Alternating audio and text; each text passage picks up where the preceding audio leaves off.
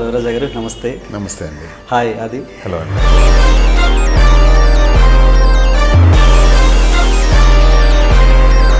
మీ గురించి వస్తే కొత్త విషయాలు తెలుస్తున్నాయి మాకు.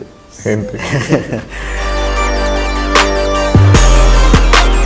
మీరు ఆల్మోస్ట్ మీరే అన్నారు కదా రిటైర్ అయిపోయానని. ఇప్పుడు యాక్టింగ్ మీద ఎందుకు కాన్సన్ట్రేట్ చేయకూడదు? అంటే అప్పుడు రవిరాజా వేరండి, వాడు పులి. అప్పుడు full. ఇప్పుడు చాలా సోబర్ అయిపోయాడు. అది కొంచెం ఓకే, కొన్ని రోజులు మర్చిపోయారు తెలుగు ఆడియన్స్. ఇప్పుడు సడన్ గా వచ్చి ఇప్పుడు సరైనోడు అంటే ఆ సినిమా తర్వాత మలుపు వచ్చుంటే అది would have had a bigger opening. మీరు పెద్దరాయుడు కనుక మీరు అప్పుడు అది అంటే చిన్న కరెక్షన్స్ కోసం అని కొన్ని రోజులు ఆగారు. అంటే చెప్పడం ధర్మం కాదేమో.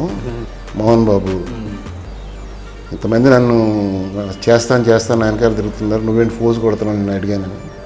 నువ్వు ఫోజ్ అనుకుంటే ఎవరు అడుగుతున్నారో వాళ్ళకి ఇచ్చేం చేసుకో మోహన్ బాబు. మీరు ఎంఎస్ నారాయణ గారి ఒక స్టోరీ సవ్య సాచి, ఆ సినిమా కథను ఎప్పటి నుంచో సినిమా తీయాలని దాన్ని అలా అట్టు పెట్టుకుని ఉన్నారని నేను టక్కన లేచాను, నేను లోపలికి వెళ్ళిపోయా.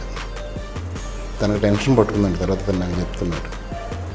లోపలికి వెళ్ళి ఐ థింక్ ఆ రోజు 25,000 అనుకుంటా తీసుకొచ్చి ఈ కథ నాది, ఇది అడ్వాన్స్.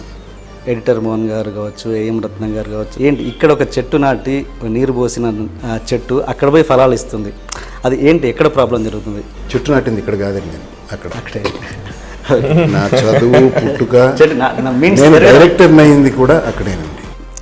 తమిళ్లో వెళ్ళడానికి మీకు మొదటి సినిమాకి మీకు చాలా కొంచెం అసౌకర్యానికి గురయ్యారని. Yeah, the communication between the director and me was not up to the mark. వాడి గురించి ఒకటి చెప్తానండి. అలా భయపడో హర్ట్ అయ్యో పారిపోయే మనస్తత్వం కాదు. ఒక్క నిమిషం అండి, స్టాప్ ద రికార్డింగ్.